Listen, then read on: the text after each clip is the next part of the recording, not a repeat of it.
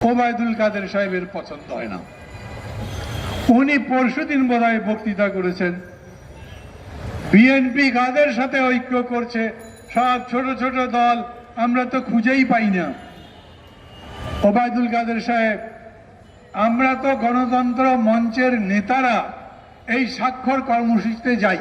এই নেতারা যারা এখানে আছেন, যারা 12 দলে আছেন, যারা সমমনা দলে আছেন, যারা বিএনপিতে আছেন, তারাও এখানে যান। আমরা মাইকের লোকজনের সাথে কথা বলি। তা আমাদের খুঁজে যদি না পারেন, তাহলে তেজগাঁতে আপনাদের ছাত্রলীগের গুন্ডারা আমাদের খুঁজে পেল কিভাবে? আমরা খামার বাড়িতে কাজটা করছিলাম, 2-3টা টেবিল জোড়া দিয়ে লম্বা করে ওর মধ্যে থান বিছিয়ে সই করা হচ্ছিল। সবাই যেরকম করে আমরাও করছিলাম। কিছু দূরে পুলিশ দাঁড়িয়েছিল অনেকগুলো। প্রথম পুলিশ বলেছে করতে পারবেন না এদিকে। আমরা বললাম কেন? ওরা বললেন ভিআইপি যাবে। আমরা বললাম ভিআইপির নাম কি? ওরা নাম বলতে পারে না। আমরা অপেক্ষা করলাম, পরে ভিআইপি গেলেন। ভিআইপি না, VVIP, very very important person, মানে অতি মাননীয় কে আছেন দেশে, প্রধানমন্ত্রী পার হলেন। এরপরে আমরা সেখানে টেবিল চেয়ার বিছালাম, ব্যানারগুলো লাগালাম, পোস্টার লাগালাম। আমি সেখানে যাইনি, তখন পর্যন্ত আমাদের সাধারণ সম্পাদক শহীদুল্লাহ কায়সার যায়নি, আমাদের জোটের যারা নেতা তারা কেউ পৌঁছায়নি। এই রকম সময় ছাত্রলীগের গুন্ডারা ওই পুলিশের পাশে আস্তে আস্তে জড়ো হলো। পুলিশ তাদের মানা করবার কথা, অথচ দেখলাম শুনলাম হামলা করবার পরে বেঞ্চগুলো ভেঙে ফেললো, টেবিল ভেঙে ফেললো। আমাদের ওখানে 50টার মতো চেয়ার ছিল, ওদের হয়তো অফিসের চেয়ার কম, 40টা চেয়ার নিয়ে গেছে। আমরা বলেছি ভাই চেয়ারগুলো ফেরত দাও, ফেরত দেয়নি। ওরা খুবই গরিব পার্টি, আমাদের থেকে 40টা চেয়ার নিতে হয়, নিয়ে যাক। কিন্তু আমাদের কাপড়ের মধ্যে যে সই করলাম, মানুষ যেটা সই করলো, যেটা আমাদের ডকুমেন্ট, আমরা যে ডকুমেন্ট সারা দেশের সারা বিশ্বের মানুষের কাছে এক সময় দেখাবার ইচ্ছা পোষণ করি, দেখো মানুষ তোমাদের চায় না, তার প্রমাণ সেই কাপড়, সই করা কাপড় অনেকগুলো নিয়ে চলে গেছেন। পুলিশের সাথে যাবার সময় হ্যান্ডশেক করেছে, কেউ কেউ বসে চা খেয়েছে। শুনলেন যে সাকিব আনোয়ারকে ধরে পিটিয়েছে। ওনারা আমাদের দলকে চেনেন না, কিন্তু সাকিব আনোয়ারকে পিটানোর সময় ওই গুন্ডারা তাকে বলেছে, এইখানকার এই যে স্বাক্ষর অভিযান তুই সংগঠিত করছিস না, তুই এখানকার নেতা, আর তো কাউকে দেখছি না। চেনে না কাকে? মাহমুদুর রহমান মান্নাকে যখন জেলে দিল, 2 বছর জেল খেটেছি, তখন না চিনলে কি আমাকে জেল দিয়েছে? আমার পাসপোর্ট দিয়ে গেছে, আজ পর্যন্ত দেয়নি। 2টা মামলা দিয়েছে, 9 বছর 10 বছর পার হয়েছে, একটা চার্জশিট নাই, কিন্তু প্রতিদিন হাজিরা দিতে হয়, আমাকে পাসপোর্টও ফেরত দেয় না। আমার তো মনে হয় ভালো করেই চেনেন আমাদের, বোঝেন আমরা যে কথা বলি সেটা বুকের মধ্যে বেঁধে, আমরা যে কথা বলি সেটা মানুষের মনের মধ্যে যায়। ওরা জানে এটা তাদের কথা, সত্যি কথা, এবং এই কথা বাস্তবায়ন হলে সত্যি সত্যি বাংলাদেশের চেহারা বদলে যাবে। শেখ হাসিনা গতকাল সংবাদ সম্মেলন করে বলেছেন না, রোজার মধ্যে জিনিসের দাম বাড়বে না। সবাই শুনেছেন, মনে রাখবেন রোজার কতদিন আছে বাকি? হয়তো 20 দিনও না, বা 20 দিন যদি ঠিক মতো করেন, এই 20 দিন পরে রোজার আগে যদি জিনিসের দাম বাড়ে তখন কি হবে? আমি তখন বক্তৃতায় বলবো, শেখ হাসিনা আসলে বোঝে না, বাজার বোঝে না, অর্থনীতি বোঝে না, জিনিসের দাম কেমনে বাড়ে কেমনে কমে না, ওইটা বোঝে। আমি যদি বলি ওইটা বোঝেন না, তাহলে ঠিক না।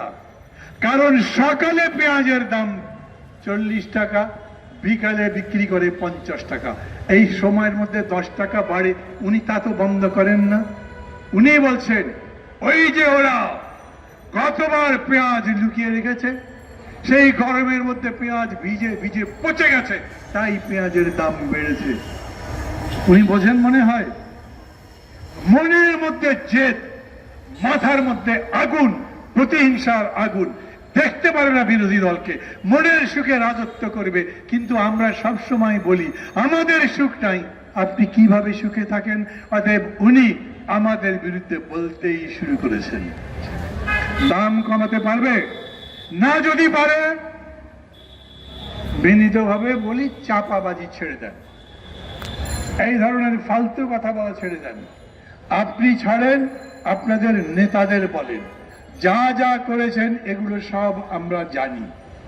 যদি মনে করেন যে এক সাকিব আনোয়ারকে পিটিয়ে 3টা টেবিল ভেঙে 40টা চেয়ার নিয়ে গিয়ে আমাদের কাপড় যা সই করেছি, হাজার কয়েক সই ছিল, সেগুলো নিয়ে যাবার পরে আমরা আন্দোলন থেকে সরে যাব, তাহলে ভুল করছেন।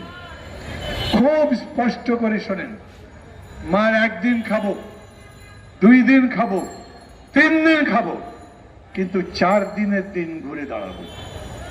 এবং এই যে সাইফুল বললেন না, আপনি যে গণধোলাই দিতে বলেছেন, আপনার পিতা কি বক্তৃতা করতেন জানেন?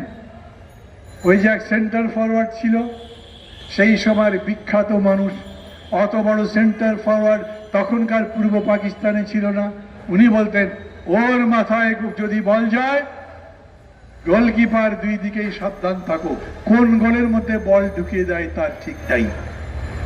আর ইনি বলেছেন, সাইফুল হক সাহেব, আমি বলছি গণধোলাইয়ের কথা যেটা বলেছেন সেটা যখন উল্টা বাড়ি পড়বে না, তখন সোজা হয়ে যাবে। মানুষ জানে কারা জিনিসের দাম বাড়িয়েছে, মানুষ জানে কারা সম্পদ লুট করছে, মানুষ জানে কারা ব্যাংকগুলো খেয়ে ফেলেছে, মানুষ জানে কারা ভোট চোরে, কারা ভোটের ডাকাত, কারা দেশের সম্পদ বিদেশে বিক্রি করে দিচ্ছে, পাচার করে দিচ্ছে, বিদেশের কাছে আমাদের সমস্ত সম্মান নষ্ট করছে। সমমনা দল দেখি 11 দল 12 দল আজকে সকালে মিছিল করতে চেয়েছেন। তাদের কি বক্তব্য ছিল? সাইফুল হক সাহেব বলেছে ভারতীয় পণ্য বর্জন করতে হবে। আচ্ছা, পুলিশ ভাইদের কি পছন্দ না আপনারা ভারতীয় পণ্য খেতে চান? খান। আমার যদি ভালো না লাগে আমি খাবো না, আমি কিনবো না। আমাকে পিটিয়ে জোর করে পণ্য কেনাবেন, জোর করে খাবার খাওয়াবেন, ভারতের খাবার, অন্য কোনো দেশের খাবার, যা আমার মুখে রোচে না, যা আমার মুখ দিয়ে পেটে গেলে পেটের মধ্যে ব্যথা হয়, এমন ব্যথা হয় যে আমার শরীর ভেঙে যায়, আমি বাঁচি কি মরি তাতে সন্দেহ হয়। ওই রকম কোনো কিছু মানুষকে জোর করে করাতে পারবেন না। ওটা ভারত হোক, রাশিয়া হোক, চীন হোক, আমেরিকা হোক। বাংলাদেশ লড়াই করে, যুদ্ধ করে স্বাধীন হয়েছে। আমরা আমাদের স্বাধীনতার পতাকা, আমাদের স্বাধীনতার চেতনা ঠিকঠাক মতোই সামনের দিকে নিয়ে যাব।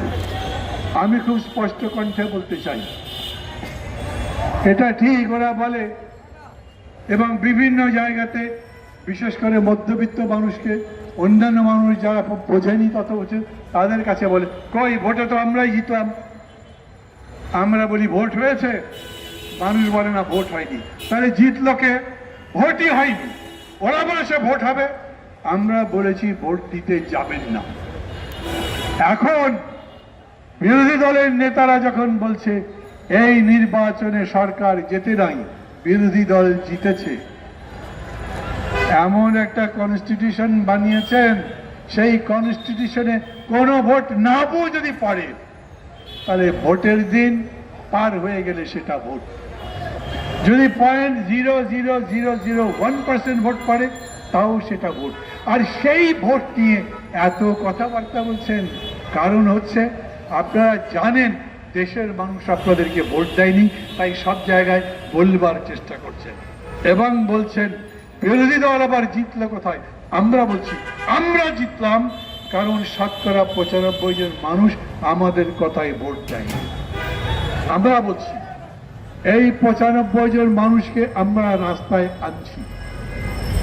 আপনারা মানুষ রাস্তায় ঘেরাঘুরি করেন, বাড়ি থেকে ধরে নিয়ে আসেন, পরিবারের উপর অত্যাচার করেন, একজন মানুষ ফেসবুকে যদি একটা পোস্ট দেয়, সেই পোস্টের উপরে তার পুরো পরিবারের উপরে নির্যাতন করেন।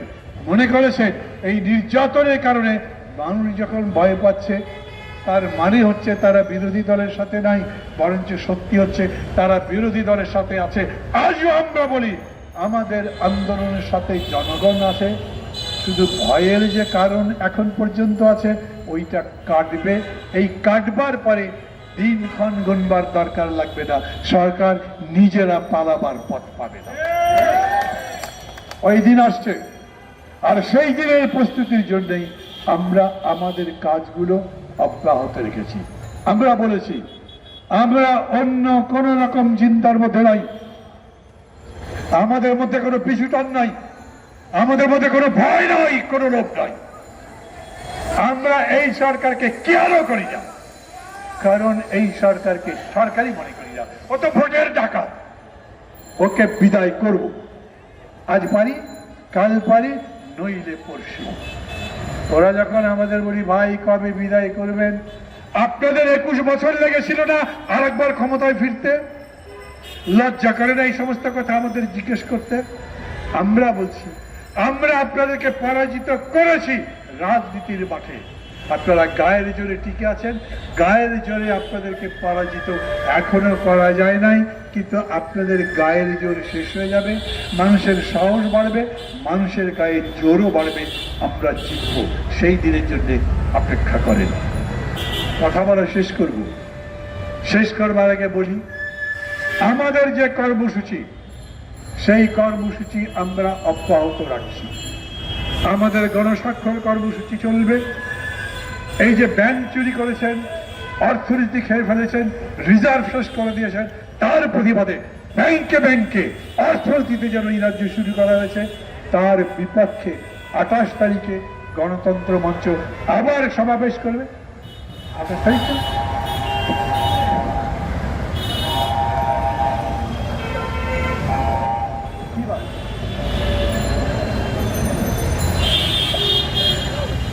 আমরা গণতন্ত্র মঞ্চের পক্ষ থেকে সরকারের এই লুটপাট নৈরাজ্যের বিরুদ্ধে আবার